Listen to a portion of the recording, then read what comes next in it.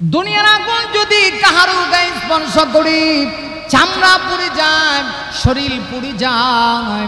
আর যদি জাহান্নামের আগুন একটা বার জাহান্নামী ব্যক্তির গায়ে লেগে যায়, আল্লাহ নবীজি হাদিস শরীফের ভিতরে বলেছেন সাথে সাথে শুধুমাত্র তার দেহের চামড়াগুলি পর্যন্ত জ্বালাবে তা না, বরং তার কলিজা পর্যন্ত পুড়িয়ে যাবে। তাহলে দুনিয়ার আগুন আর জাহান্নামের আগুন এক হতে পারে না। ভাইরা লক্ষ্য করে দেখুন, এই জন্য আল্লাহ নবীজি বিশ্বনবীজি রাহমাতুল লিল আলামিন বলেছেন জাহান্নামের আগুনকে 3000 বছর পর্যন্ত জ্বালানো হয়েছে। 1000 বছর জ্বালানোর পরে জাহান্নামের আগুন সাদা রূপ ধারণ করেছে। আবার আল্লাহ রাব্বুল আলামিন জাহান্নামের আগুনকে পোড়াইলেন, লাল রূপ ধারণ করেছে। আবার জাহান্নামের আগুনকে পোড়ানোর পরে কালো রূপ ধারণ করেছে। এই জাহান্নামের আগুনের মধ্যে কি পরিমাণ হিট, কি পরিমাণ পাওয়ার! এই জাহান্নামের আগুনের তুলনায় দুনিয়ার আগুন তো কিছুই না, কিছুই না। এরপরেও দুনিয়ার আগুনে অনেক সময় দেখি দুনিয়ার বিভিন্ন জায়গায়, আমার এই দেশেও মাঝে মধ্যে দেখি বিল্ডিংয়ে আগুন লেগে হাজার হাজার মানুষ মারা যায়। মানুষের আকৃতি পর্যন্ত দেখা যায় না, চেহারা পর্যন্ত জলে সরকার হয়ে যায়। আরে যুবক, একটা বার্তা হলে তোমার আমার চিন্তা করা দরকার, আমি জাহান্নামের আগুনে কেমনে জ্বলবো? এই জাহান্নামের আগুন আল্লাহ রাব্বুল আলামিন যারা সীমা লঙ্ঘনকারী হবে তাদের জন্য আল্লাহ পাক সেই জাহান্নামের ব্যবস্থা রেখেছে। জাহান্নামের আগুন তাদের জন্য আল্লাহ পাক জাহান্নামের আগুন প্রস্তুত করে রেখেছে।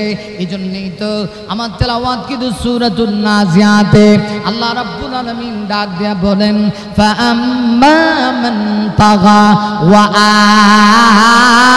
আথারাল হায়াতাদ দুনিয়া।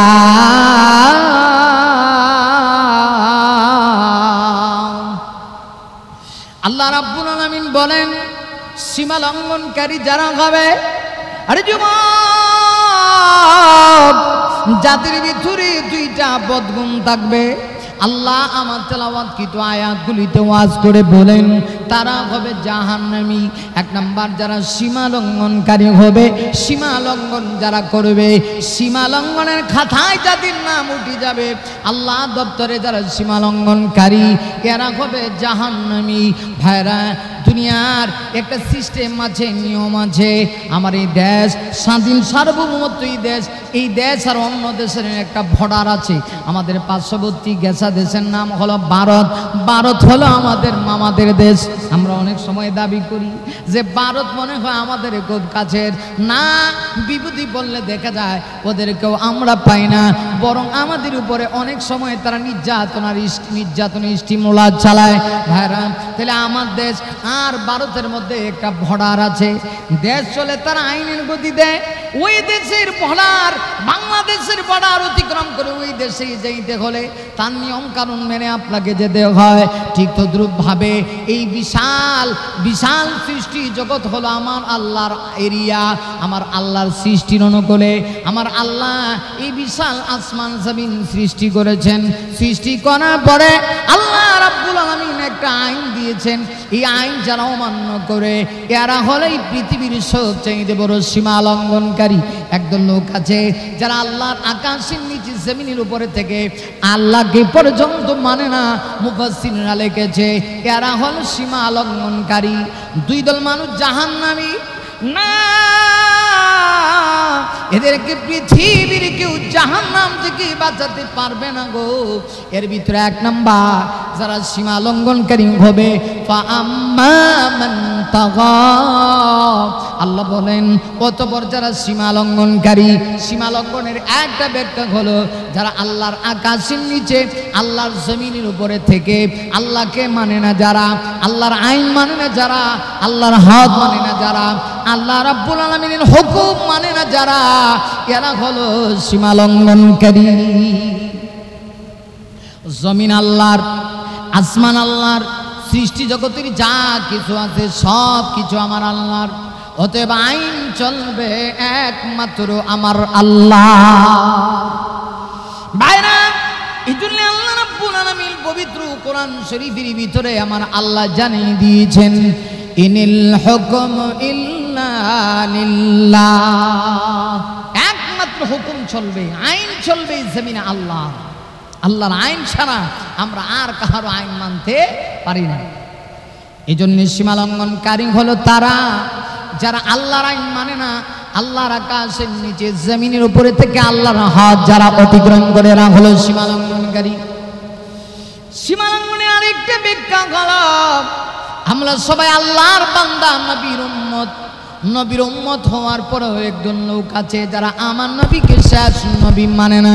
যুবক রে, ঈমান তো ঠিক থাকবে না যদি নবীজির খতমে নবুয়তের প্রতি বিশ্বাস স্থাপন না হয়।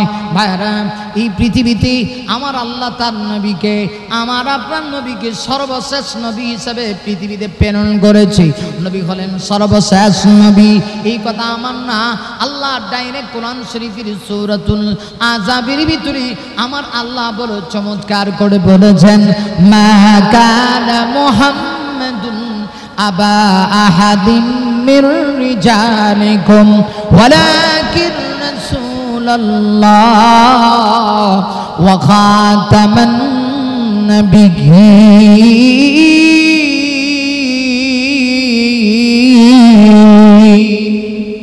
আল্লাহ পাক বলেন, মুহাম্মদ সাল্লাল্লাহু আলাইহি ওয়াসাল্লাম তোমাদের পুরুষদের ভিতর থেকে কাহারও পিতা নন। না তাহলে তিনি কে? আল্লাহ রাব্বুল আলামিন বলেন, ওয়ালাকিন রাসূলুল্লাহ, তিনি হলেন আল্লাহর রাসূল। শুধু আল্লাহর রাসূল তা না, ওয়া খাতামান নাবিয়্যিন, মুহাম্মদ সাল্লাল্লাহু আলাইহি ওয়াসাল্লাম হলেন সর্বশেষ নবী। আমার পরে আর কোনো নবী নেই। আল্লাহ রাব্বুল আলামিন নবুয়তের দরজায় মোহর মেরে দিয়েছে। ওরে যুবক, আমার নবীকে আল্লাহ সকল নবীর আগে নবী বানাইছেন।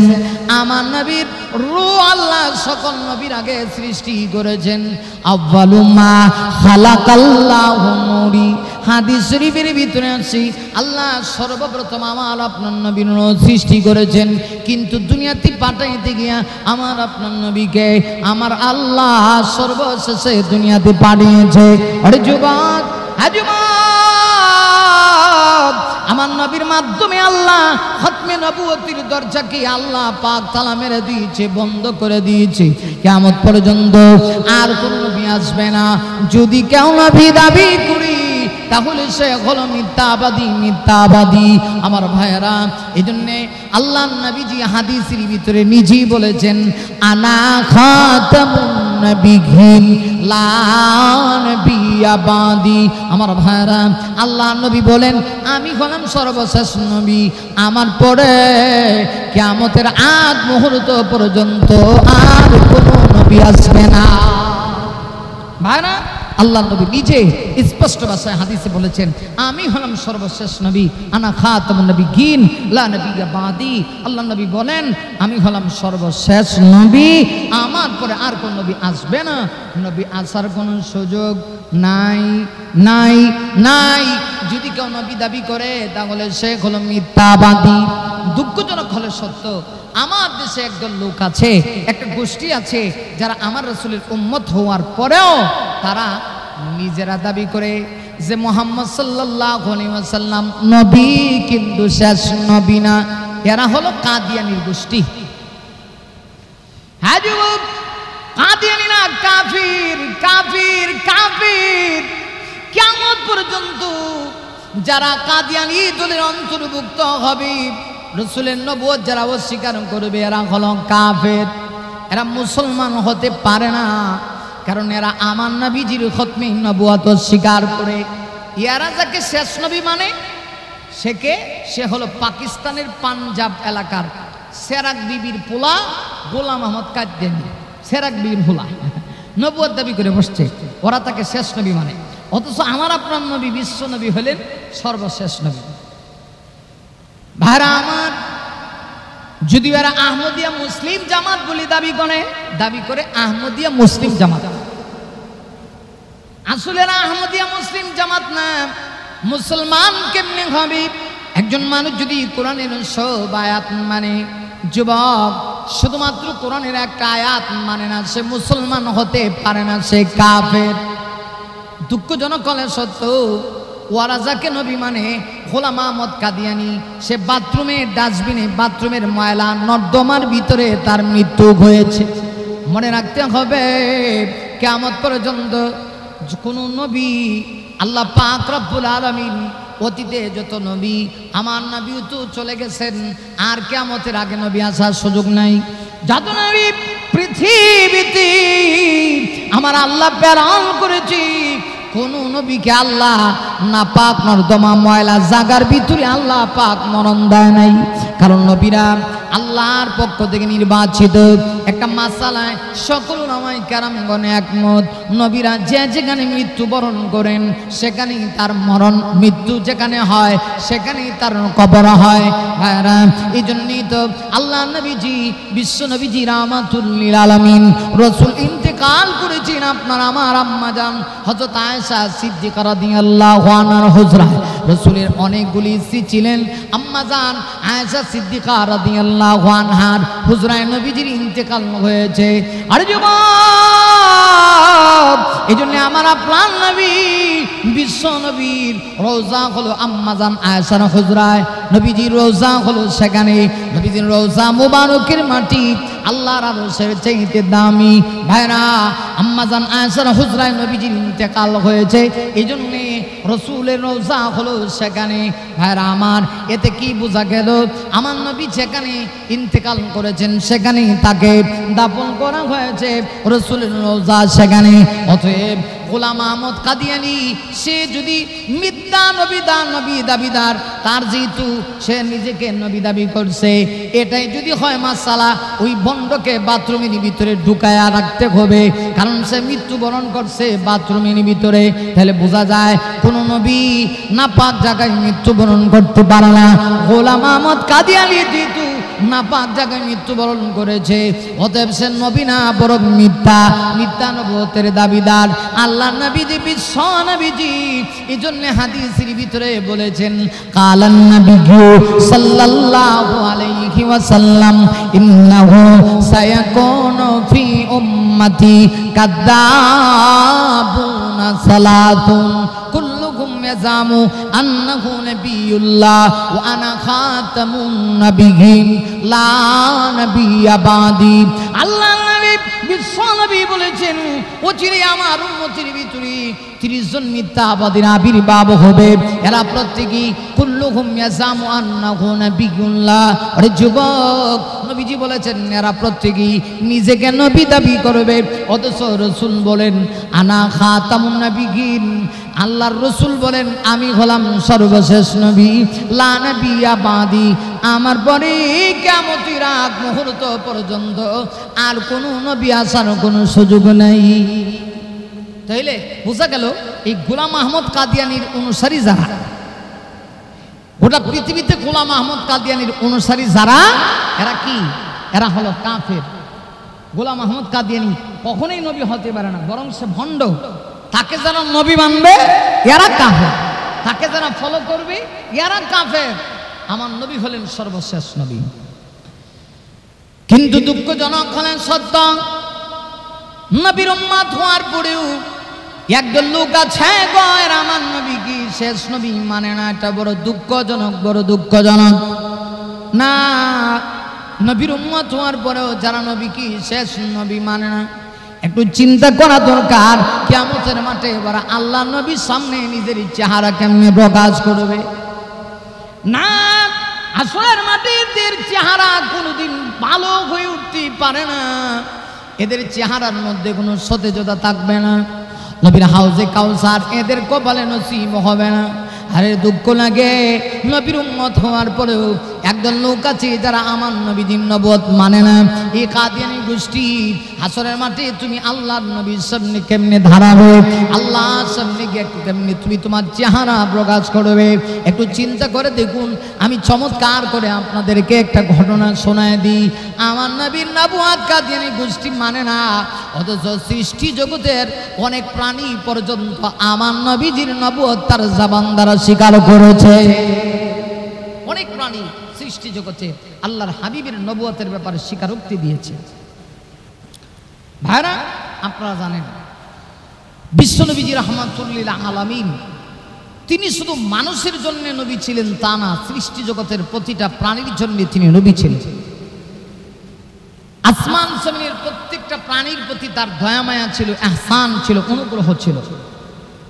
আমার নবীজি, আল্লাহর নবীজি নিজে তার জবান দ্বারা বলেছেন, রাসূলের হাদিসের পানি আল্লাহর রাসূল বলেছেন, ইরহামু মান ফিল আরদ ইয়ারহামুকুম মা বাইনাস সামাই ওয়াল আরদ। আল্লাহর নবী বলেন, তোমরা জমিনওয়ালার প্রতি রহম করো, দয়া করো, আসমানওয়ালা তোমাদের প্রতি রহম করবে, দয়া করবে। আল্লাহর নবীজি, আমার ভাইরা, আল্লাহর রাসূলের সৃষ্টি জগতের প্রত্যেকটা প্রাণীর প্রতি নবীজির কি দরদ ছিল, কি ভালোবাসা ছিল, কি মহব্বত ছিল, একটু চিন্তা করেন। আল্লাহ নবীজি রাহমাতুল লিল আলামিন একদিন রাস্তা দিয়ে যাচ্ছেন, হঠাৎ করে নবীজি তাকিয়ে দেখতেছেন একজন ইহুদি একটা উঁচু টিলা থেকে, পাহাড় থেকে ব্যাগের ভিতরে নতুন একটা প্রাণী গুইসাপ, আপনারা গুইসাপ চিনেন না, একটা গুইসাপ ব্যাগের ভিতরে লোকটা ভরছে। নবীজি ভাবছেন এই গুইসাপটা আমি একটু দেখব। রাহমাতুল লিল আলামিন তো আল্লাহ যাকে গোটা জগৎবাসীর জন্য রহমত হিসেবে আল্লাহ দুনিয়াতে প্রেরণ করছে। আল্লাহ রাব্বুল আলামিন পবিত্র কোরআন শরীফের ভিতরে এই মর্মে আমার আল্লাহ নিজেই বলে দিয়েছেন, ওয়ামা আরসালনাকা ইল্লা রাহমাতাল লিল আলামিন।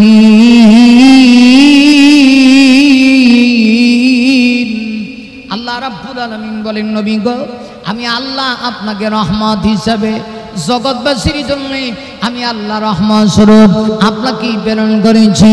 ও নবী, আপনি শুধু মানুষের জন্য রহমত তা না, আপনি সৃষ্টি জগতের প্রত্যেকটা প্রাণীর জন্য আপনি রহমত। নবী গো, আমি আল্লাহ গোটা বিশ্ববাসীর জন্য, ইহ জগৎ পর জগতের জন্য আমি আল্লাহ আপনাকে রহমত স্বরূপ বানায় পাঠাইছি।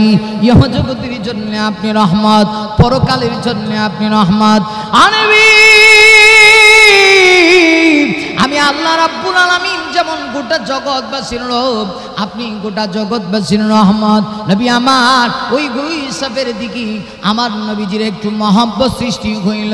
ইহুদি লোকটা ব্যাগের ভিতরে গুইসাপটা পড়ে আমার নবী বিশ্ব নবীর সামনে দিয়া যখন যায় গো, আমার নবীজি ইহুদি লোকটাকে ডেকে ডেকে বলে, ও ভাই ইহুদি, ব্যাগের ভিতরে তুমি কি নিয়ে আসছো?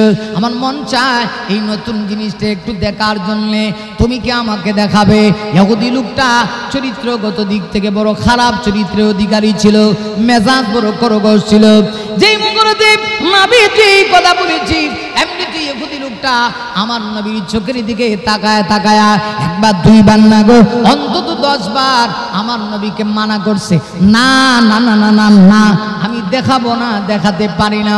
যেমনি কথা বলেছি, আমার নবীর আদর্শ বড় চমৎকার। আমার নবীজি চিন্তা করলেন, লোকটাই গুইসাপের মালিক, আমাকে দেখাবে না। আচ্ছা ঠিক আছে, তুমি চলে যাও। আবার নবী চাইলে হাত উঠায়া ইহুদি লোকটার গালে তাপ্পর দিতে পারতেন, 5টা আঙ্গুল বসে যদি তাপ্পর দিতেন, লোকটাকে আমার নবী সাইজ করতে পারতেন গো। কিন্তু আমার নবীজির এটা আদর্শ না, বরং আমার আপনার নবী বিশ্ব নবীর চরিত্র ছিল মহান। ভাইরা, এজন্যই তো আল্লাহ রাব্বুল আলামিন পবিত্র কোরআন শরীফের ভিতরে বলেছেন, ওয়া ইন্নাকা লাআলা খুলুকিন আযীম।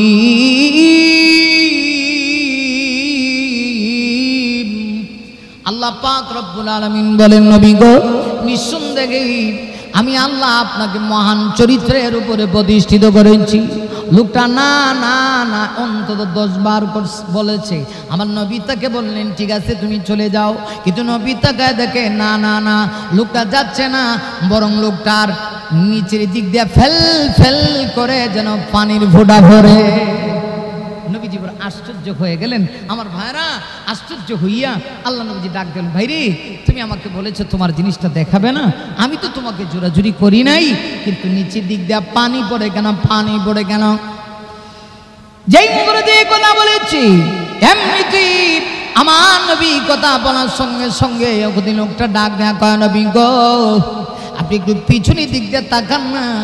আপনার ওমর আপনাকে না করার সাথে সাথে কেমনি আমার দিক দিয়ে তাকাইছে। সুবহানাল্লাহ।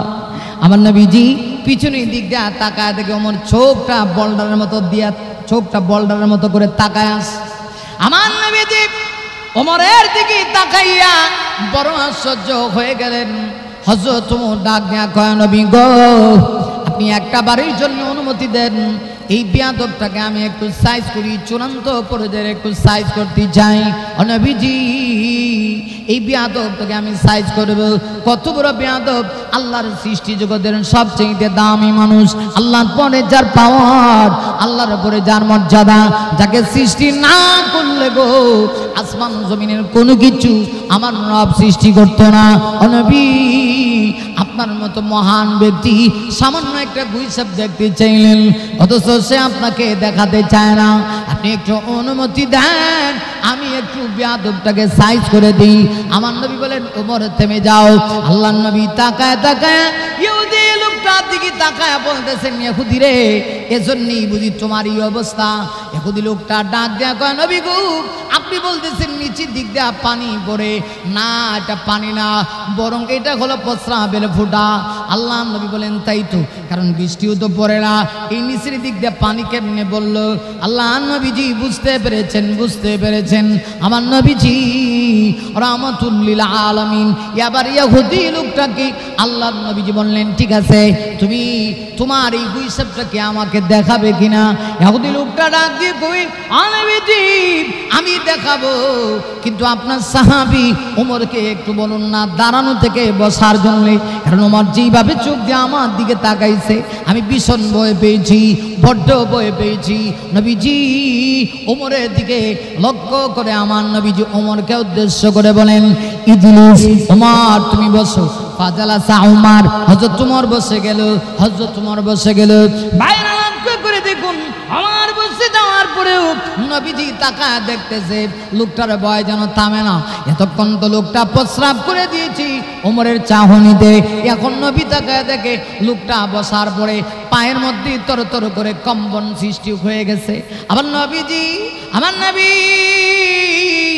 ইহুদি লোকটাকে ডাক দিয়ে বলি, ভাই ইহুদি কি হয়েছে? এবার তরতর করে তুমি কাঁপতেছো কেন? তোমার শরীরের মধ্যে কাঁপুনি সৃষ্টি হচ্ছে কেন?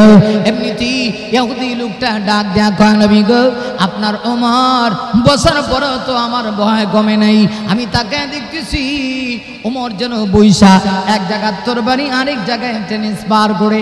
নবী তাকায় দেখি, না না না, ওমর তরবারি ট্রান্সফার করে না, মরুভূমির প্রান্তরে বসে, দুদু মরু প্রান্তরে বসে হযরত ওমর এক জায়গার বালি আরেক জায়গায় ট্রান্সফার করে। কিন্তু লোকটা ভয় পায়। ইহুদি লোকটা ডাক দিয়ে বলতেছে, ইয়া রাসূলুল্লাহ, ইয়া হাবিবাল্লাহ, নবী গো, আপনার ওমরকে একটু বলুন না, ওমর যদি চলে যায় গো, তাহলে আমি অবশ্যই আপনাকে আমার গুইসাবটা দেখাবো। নবী ডাক দিবেন, ওমর, হ্যাঁ ওমর, একটা লোক তোমাকে দেখে তো ভয় পেয়েছি, তুমি চলে যাও। কিন্তু ওমরের গায়ের রাগ তো কমে না। হযরত ওমর তো ওমর তো হলো বাতিলের জম। ওমরকে দেখে বেঈমান কাফেররা পর্যন্ত ওমরকে দেখে তর করে কাঁপতো, ঠিক কিনা? যার নাম মনে হলে ভরে যাইব খোলাফায়ে রাশিদার ওমরে ফারুক। যার নাম মনে হলে ভরে যাইব খোলাফায়ে রাশিদার ওমরে ফারুক। মাবুদের প্রতি ছিল নিবেদিত প্রাণ, জীব গ্রহণ করে দুঃখীদের ত্রাণ।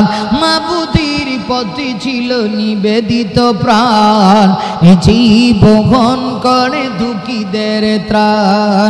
তে কুড়ি দুনিয়ার আলিশান সব উমরে ফারুক, উমরে ফারুক, উমরে ফারুক, উমরে ফারুক।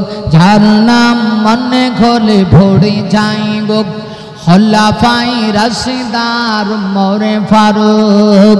মাবুদের প্রতি ছিল নিবেদিত প্রাণ, জীব গ্রহণ করে দুঃখীদের ত্রাণ।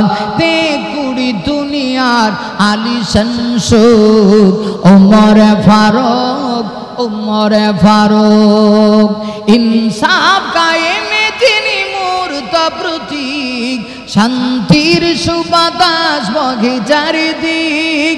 ইনসাফ কায়েমে যিনি মূর্ত প্রতীক, শান্তির সুবাতাস বহে চারিদিক, ভাগাভাগি করে নিত সুকার ধূপ, ওমরে ফারুক উমরে ফারুক।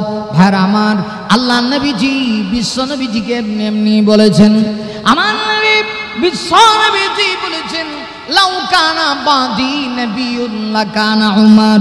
আল্লাহ নবী বলেন আমার পরে যদি নবুয়তের দরজা খোলা থাকতো, আমার আল্লাহ উমর কি নবুয়ত দিত, উমর কি নবীওয়ালা দায়িত্ব দিত। তাহলে কি বুঝেন উমরের অ্যাকশন কত, উমরের পাওয়ার কত। হযরত উমর রাদিয়াল্লাহু আনহু ডাক দিয়া কয়, ইয়া রাসূলুল্লাহ, ইয়া হাবিবাল্লাহ, নবী গো, আমি ইহুদিরা কি চূড়ান্ত পর্যায়ে সাইজ করতাম। নবীজি না না না, আজকে আমি পারলাম না গো নবীজি। রাসূল বললেন ঠিক আছে তুমি চলে যাও। হযরত ওমর এবার নবীজি অর্ডার পাইয়া ওমর যাইতে শুরু করলেন। আর আমার নবীজি ইহুদি লোকটা কি ডাক দিয়ে বলেন, ভাই ইহুদি, এইবার কি তুমি তোমার গুই সাপটা নতুন এই প্রাণীটা ব্যাগের ভিতর থেকে বের করে তুমি কি আমাকে দেখাবে কিনা।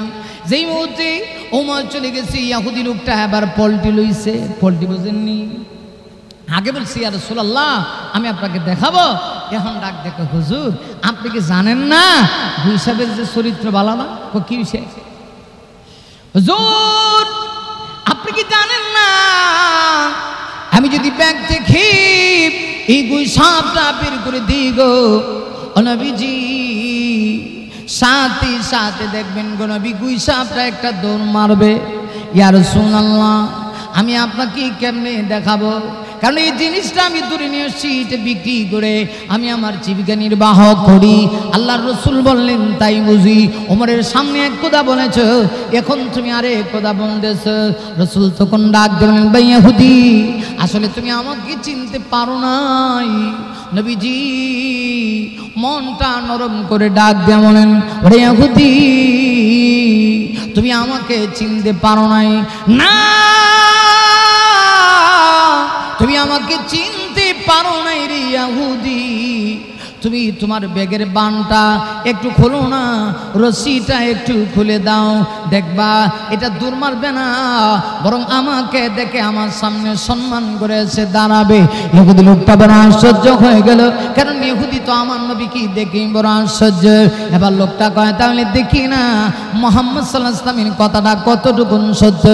এমনিতেই ইহুদি লোকটা ব্যাগের বানটা খুলে দিল, যেমনি খুলে দিয়েছে এমনিতেই তাকে দেখে ওই গুই সাপটা মনে হয় যেন একটা মুআদ্দাব মানুষের মতো, সুন্দর আচরণ আদবওয়ালা মানুষের মতো আল্লাহ নবী বিশ্ব নবীজির সামনে এসে দাঁড়ায় গেছে। শুধুমাত্র নবীজির সামনে দাঁড়াইছে তা না, আমার নবী বিশ্ব নবীর সামনে দাঁড়ায় এমন ভাবে দাঁড়িয়েছি যেমন গোলামের সামনে, গোলাম যেমন মালিকের সামনে দাঁড়ায়, মালিকের সামনে গোলাম যেমন ভাবে দাঁড়ায়, ওই সাপটা দেখা যায় আল্লাহর নবীর সামনে এসে ওইভাবে দাঁড়িয়ে আছে। আমার নবীজির সামনে দাঁড়িয়ে ওই গুই সাপটা একবার আমার নবীজির চেহারার দিকে তাকায় গো, আরেকবার আকাশের দিকে তাকায়, মনে হয় তার ভাষা দিয়া আমার আল্লাহকে বলতে শুরু করছে। আমার নবীর সামনে যেন দুরূদ শরীফ পড়তে শুরু করছে। ডেকে ডেকে বলে, আল্লাহ গো আব্রু, আমার কপাল কত ভালো, ভাগ্য কত ভালো, আল্লাহ একটা উসিলায় আমি তোমার দিনের নবী রাহমাতুল লিল আলামিনকে দেখতে বেরিয়েছি। ভাইরা আমার, আল্লাহ নবী বিশ্ব নবীজির দিকে তাকায় মনে হয় যেন নবীর সামনে লোকটা, নবীর সামনে যেন ওই গুই সাপটা কৃতজ্ঞতা আদায় করে আমার নবীকে যেন তার বাসা দিয়ে সালাম দেয়। আমার নবীজি ওই ইহুদি লোকটার দিকে ইশারা দিয়া বলেন, হ্যাঁ ইহুদি দেখোস না একটা গুই সাপ, সে আমাকে কত সম্মান করেছে। ইহুদি লোকটা বড় চালাক, এবার চূড়ান্ত পর্যায়ে সে জাস্টিফাই করতে চায়। ইহুদি লোকটা এবার ডাক দিয়া বলে, ইয়া রাসূলুল্লাহ, ইয়া হাবিবাল্লাহ, নবীজি নবী গো আমি একটু দেখতে চাই, আপনি যদি সত্যিকারের নবী হয়ে থাকেন তাহলে এই গুই সাপটা তার জবান দিয়া আপনার নবুয়তের ব্যাপারে স্বীকারোক্তি দেয় কিনা।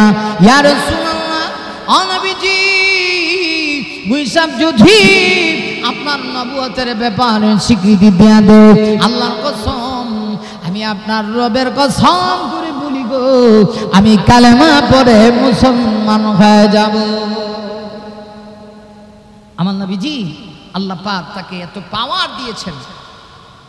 এই বিশ্বজগতের সবচেয়ে দামি হলেন আমার আপনার নবী। আল্লাহর সঙ্গে কোনো তুলনা হয় না, না আল্লাহর সঙ্গে কোনো তুলনা নাই। আল্লাহর পরে এই পৃথিবীর জমিনে সবচেয়ে দামি হইলেন আমার আপনার নবী। বিশ্ব নবীকে আল্লাহ রাব্বুল আলামিন এত সম্মান দিয়েছে। রাসূল যেই মুহূর্তে ওই গুইসাবটাকে ইশারা করেছে, গুইসাব রে একটু বলে দেস না আমি যে শেষ নবী, আমার নবুয়তের স্বীকৃতিটা তুই দিয়া দে। এমনিতেই ওই লোকটা তাকায় দেখি গুইসাব তার জবান দিয়া আমার আপনার নবী বিশ্ব নবীজির নবুয়তের স্বীকৃতি দিয়া বলতেছে, আনতা রাসূল রাব্বিল আলামিন ওয়া আনতা রাহমাতাল লিল আলামিন ওয়া আনতা খাতামান নাবিয়্যিন। গুইসাব ডেকে ডেকে বলে, হে মুহাম্মদ আপনি আল্লাহর রাসূল, আপনি রাহমাতাল লিল আলামিন, আপনি হলেন সর্বশেষ নবী, আপনার পরে আর কোন নবী আসবে না। যেই মুহূর্তে গুইসাব আমার আপনার নবী বিশ্ব নবীজির নবুয়তের স্বীকৃতি দিয়েছে, ওরে যুবক এমনিতেই ইহুদি লোকটার হেদায়েতের নূর আমার আল্লাহ তার সিনার ভিতরে ঢুকা দিয়েছে। এমনিতে ইহুদি লোকটা ডাক দিয়ে বলতেছে, মুহাম্মদ আর দেরি করে কোন লাভ নেই, না না না আর দেরি করতে চাই না গো, আমি আমার হাতটা বাড়ায় দিলাম, মুহাম্মদ আমাকে এই মুহূর্তে কালেমা পড়ায়া তুমি মুসলমান বানায়া দাও। ইহুদি লোকটা সাথে সাথে কালেমা বলে মুসলমান হয়ে গেল। লা ইলাহা ইল্লাল্লাহু মুহাম্মাদুর রাসূলুল্লাহ। ইহুদি লোকটা কালেমা পড়ে মুসলমান হয়ে গিয়েছে। যুবক আমি যে কথা বলতে চাই, যুবকরি ও যুবক রে একটু চিন্তা করে দেখো। যুবক শুধুমাত্র এই কথা না, তোমার বিবেকের ভিতরে একটু ঢুকায় দিতে চাই। আমার আপনার নবী বিশ্ব নবীজি রাহমাতুল লিল আলামিনকে যে ব্যক্তি মানে না, সে মুসলমান হতে পারে না। পৃথিবীর মধ্যে সবচেয়ে বড় গাদ্দার। তাই বলছিলাম জাহান্নামীরা দুইটা কারণে জাহান্নাম। এক নাম্বার যারা সীমা লঙ্ঘন করবে, সীমা লঙ্ঘনের এক ব্যাখ্যা আল্লাহ জমিনে থেকে, আল্লাহর আকাশের নিচে জমিনের উপরে থেকে গো যারা আল্লাহকে মানবে না, এরা হলো সীমা লঙ্ঘনকারী। আরেকটা ব্যাখ্যা হলো আল্লাহর আকাশের নিচে জমিনের উপরে আল্লাহর বান্দা নবীর উম্মত হওয়ার পরেও যারা নবীকে শেষ নবী মানে না, এরাও হলো সীমা লঙ্ঘনকারী। 2 নাম্বার সীমা লঙ্ঘনকারী কারা? আল্লাহ পড়েন আয়াতের ভিতরে বলেন, ওয়া আতারাল হায়াতাদ দুনিয়া, যারা এই দুনিয়াকে আখিরাতের তুলনায় দুনিয়াকে প্রাধান্য দিবে। না না না, এই দুনিয়া থাকার জায়গা না, দুনিয়া থেকে দেখতে পারবো না, আজ আছে তো কাল নেই, দুনিয়া বড় নিষ্ঠুর। যুবক দুনিয়ার মোহে পড়ে, দুনিয়ার মায়ে পড়ে আখিরাতের কথা ভুলে যেও না, কবরের কথা ভুলে যেও না। যুবক রে একটু চিন্তা করে দেখো, তোমার সামনে আছে খবর, তোমার সামনে আছে জাহান্নামের শাস্তি, তোমার সামনে আছে কবরের আযাব। আরে যুবক যদি দুনিয়া কি কবরের কথা ভুলে যাও, হাদিস শরীফের ভিতরে আসছে কবর বড় ভয়ঙ্কর জায়গা। যুবক রে কবর প্রতিদিন বলে আমি হলাম সাপ বিচ্ছুর ঘর, আমি জীব জানোয়ারের ঘর, আমার ঘরে যে আসবা বুঝে শুনে আইসো। কবর এমন একটা জায়গা। যুবক একটু চিন্তা করে দেখো না, একজন মানুষ যদি বাংলাদেশ থেকে অনেক দূরে চলে যায়, আমেরিকায় চলে যায়, মুহূর্তের ভিতরে তার সঙ্গে সাক্ষাৎ করা যায়, কিন্তু কবর এত কাছে আবার এত দূরে। কবর এত কাছে, মাত্র 3.5 হাত মাটির নিচে একজন মানুষকে দাপন করা হয়, অথচ এই কবরের হালত কি? কবরের জগতের তার প্রথম রাত্রিটা কেমন যাচ্ছে দুনিয়ার কেউ বলতে পারে না। কবরের প্রথম রাত তার কেমন হয়, অন্ধকার কবরটা তার জন্য কি? আল্লাহ নবী বিশ্ব নবীজি এই জন্য হাদিস শরীফের ভিতরে আমার নবীজি বলেছেন, আল কবরু রাউদাতুম মির রিয়াদিল জান্নাহ আও হুফরাতিন মিন হুফারিন নার। হাজুয়াব আল্লাহ নবী বিশ্ব নবীজি হাদিস শরীফের ভিতরে বলেছেন, কবর কাহানোর জন্য জান্নাতের টুকরা আর কাহানোর জন্য জাহান্নামের গর্ত। হ্যাঁ যুবক, হ্যাঁ যুবক, একটু চিন্তা করে দরকার, আমি যে কবরে যাব আমার কবরটা জান্নাতের টুকরা হবে না জাহান্নামের গর্ত হবে। আমাকে কবরে রাখার সাথে সাথে সকল মানুষ যখন আমাকে রেখে চলে আসবে, মুনকার নাকির ফেরেশতা আমার কাছেই চলে আসবে। আমি যদি কবরে যাই, যাওয়ার সময় আমাকে কিছু নিয়ে যেতে হবে। ভাইরা আমার, আল্লাহ নবী হাদিস শরীফের ভিতরে বলেছেন, ইদা ওয়াজিআল মাইতু ফি কবরিহি জাআল কুরআন ইনদা রাসিহি। একজন মাইতকে যখন কবরে রাখা হয়, নবীজি বলেছেন কবরে রাখার পরে ওই মাইতের পাশে থাকে সর্বপ্রথম, সে যদি দুনিয়াতে কোরআনের সাথে সম্পর্ক থাকে, কবরের পাশে তার মাথার পাশে সর্বপ্রথম থাকবে কোরআন। এরপরে রাসূল বলেছেন ওয়াসসালাতু আলা ইয়ামিনিহি, তার ডান দিকে থাকবে সালাত, মানে নামাজ থাকবে। দুনিয়াতে নামাজি যদি হইতেই পারো, কবরে যাওয়ার পরে তোমার ডান পাশে সালাত দাঁড়াবে, নামাজ তোমার জন্য সুপারিশ করবে। ওয়াসিমালু আলা সিয়ামিহি। 3 নম্বরে নবীজি বলেন, যদি তুমি দুনিয়াতে রোজাদার হয়ে থাকো, কবরে যাওয়ার পরে তোমার বাম দিকে তোমার সিয়াম থাকবে, রোজা থাকবে। এরপরে রাসূল বলেন আরেকটা জিনিস তোমার সঙ্গে কবরে যাবে, সেটা হলো তোমার নেক আমল। এই 4 জিনিস তোমার সঙ্গে কবরে থাকবে। না না না, আজব, এই 4 জিনিস ভিতরে কি কোনো জিনিস তোমার সঙ্গে কবরে যাবে না? অন্ধকার কবরে যে তুমি চলে যাচ্ছ, তোমার পা যে কবরের দিকে যাচ্ছে, দুনিয়াতে যেহেতু তুমি এসেছ, এই পৃথিবীতে তুমি থাকবে না, কবরের দিকে যে তোমার পা যাচ্ছে, একটু চিন্তা করে দরকার, তুমি কবরের দিকে যাচ্ছ, কিন্তু তুমি কি আখিরাতের জন্য নিয়ে যাচ্ছ? আল্লাহ পাক রব্বুল আলামিন এজন্যই তো পবিত্র কোরআনে বলেন, ইয়া আইয়ুহাল্লাযীনা আমানুত্তাকুল্লাহা ওয়াল তানজুর নাফসুম মা কদ্দামাত লিগাদ ওয়াত্তাকুল্লাহ ইন্নাল্লাহা খাবীরুম বিমা তা'মালুন।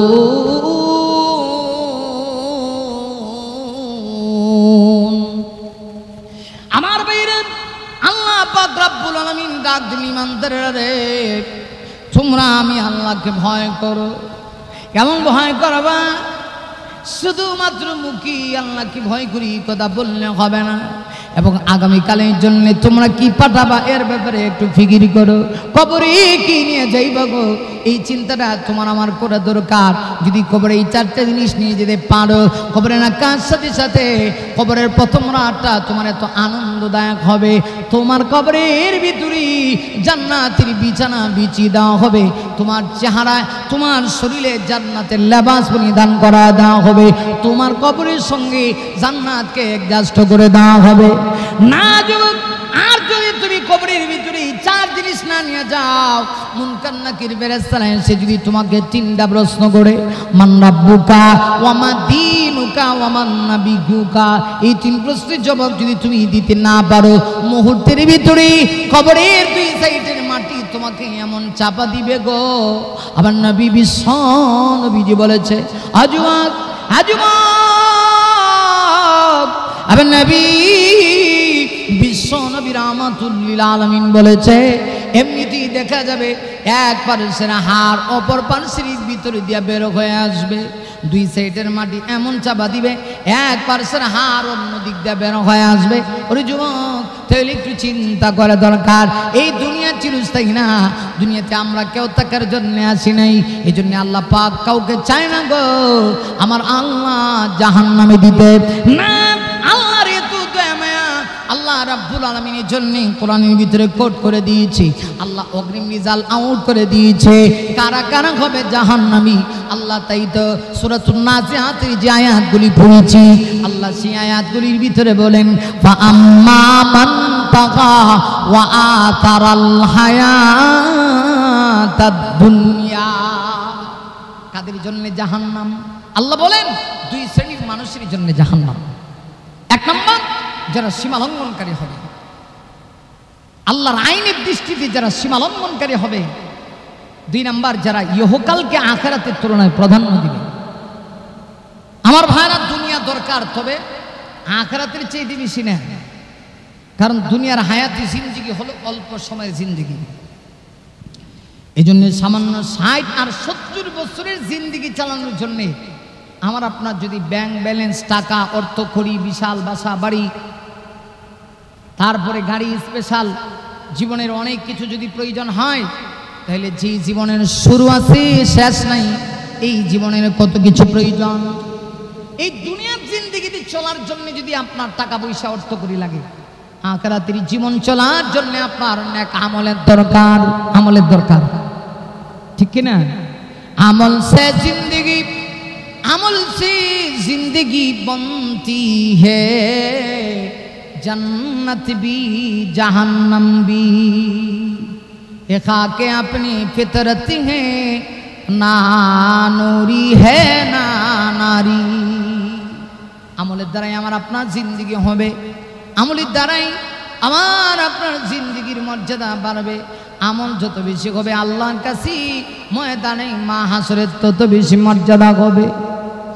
ভাইরা আমার, নবীর পরিবার, আহলে বায়াত, নবীজির কলিজার টুকরা মেয়ে হযরত ফাতেমাকে যখন কবরের ভিতরে রাখা হয়েছিল, নবীজি সাহাবী হযরত আবু যর গফারি রাদিয়াল্লাহু তাআলা আনহু, এত বড় বিখ্যাত সাহাবী, সারাটা জীবন আল্লাহর নবীজির জন্য তিনি নবীর প্রেমে সারাটা জীবন পরীক্ষা দিয়েছেন।